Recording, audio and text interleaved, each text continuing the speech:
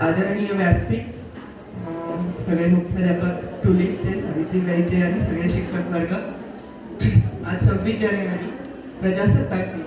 आज भारताची राज्यघटना आजपासून चालू झाली. तर त्याच्यातले सगळे जे नियम अटी आज 26 जानेवारी 1950 पासून लागू झालं. आपल्याला माहितीच आहे, स्वातंत्र्य हे 15 ऑगस्टला भेटलं. आपल्याला सगळ्यांना स्वातंत्र्य भेटलं, हा अधिकार आहे आपला. पण त्याच्यावरून मी एक मला गोष्ट सांगते. स्वातंत्र्याचा अधिकार आपला आहे, पण ते कसं यूज करायचं हे प्रत्येकाने आपल्याला ठरवलेलं असतं. तर त्याच्यावरून एक गोष्ट अशी आहे, एक जहाज असतं, त्या जहाजाला मध्ये सगळे लोक बसलेले असतात आणि त्या जहाजात एक माणूस असतो, तो त्या जहाजाला होल पाडत असतो. तर बाकीचे बोलतात, तू का होल पाडतो? तर तो म्हणतो, माझा अधिकार आहे, हा माझं स्वातंत्र्य आहे, मी काही पण करेन. आणि तो होल पाडत राहतो. पण बाकीच्या सगळ्यांना माहितीच आहे आपल्याला, जहाजाला होल पाडलं तर ते थोडं थोडं पाणी करून आतमध्ये येणार आणि जहाज बुडणार. तर तसं हे आपण स्वातंत्र्याचा आपला असा अधिकार आपण असा यूज करतोय की आपण काही पण चुका केल्या तरी ते आपला अधिकार आहे असं म्हणून चालतो. पण हे आपल्या लक्षात येत नाही, त्या एका चुकीमुळं आपला हे जहाज रूपी भारत आपला हा म्हणजे विनाशाकडे जात असतो. म्हणजे त्या एका चुकीमुळे ते असं आपला भारत, प्रत्येकाने आपल्याला समजून घ्यायला पाहिजे आपलं स्वातंत्र्य आपल्याला कशा प्रकारे आपण यूज करू शकतो.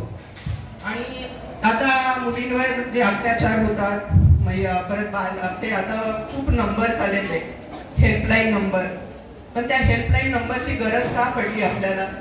आपणच आहे, जे अत्याचार करणारे कोण आहे? आपले भारतीय नागरिक आहेत. तर त्यांना ही गोष्ट समजली पाहिजे.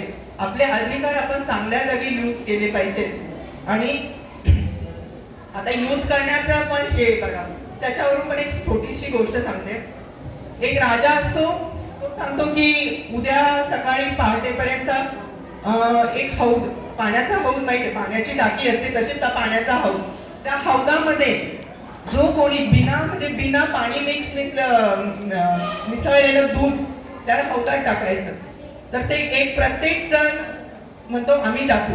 आणि रोज त्या रात्री सगळ्यांनी त्या हौदात दूध टाकायला गेले. सगळ्यांनी एक एक तांब्या दूध टाकला. आणि ते दूध सकाळी राजा आला, ते दूध हौद पाहायला गेला. तर बोलला, हौदामध्ये दूध नव्हतंच, पाणीच होतं. कारण का प्रत्येक जण म्हणत होता, या हौदामध्ये मी दूध नाही टाकणार, दूध तर सगळेच टाकणार, मी पाणी टाकलं म्हणून काय झालं? तर मग त्यांनी सगळ्यांनी असाच विचार केला की मी पाणी टाकतो, बाकीचे दूध टाकणारच आहे. तर तसं ते पूर्ण हौद हा फक्त पाण्याने भरलेला होता, त्याच्यात दूध नव्हतंच. कारण का सगळ्यांचे विचार काय, दुसरा टाकेल, मी कशाला टाकू? तर मग आता पण नियम वगैरे असतात तर दुसरा फॉलो करत, ते करताना आपण चूक केली तर काय झालं, असा सगळ्यांचा विचार आहे. तर पण हे आता मी विद्यार्थी मित्रांना सांगते, तुम्ही सुद्धा दुसऱ्याने शिवी दिली म्हणून आपण शिवी नाही दिली, दुसऱ्याने बॅड वर्ड यूज केला म्हणून आपण यूज नाही करायला पाहिजे. तो कितीही वाईट असला तो त्याच्या आहे, आपण त्याच्या पुढे चांगलंच वागलं पाहिजे. बरोबर ना?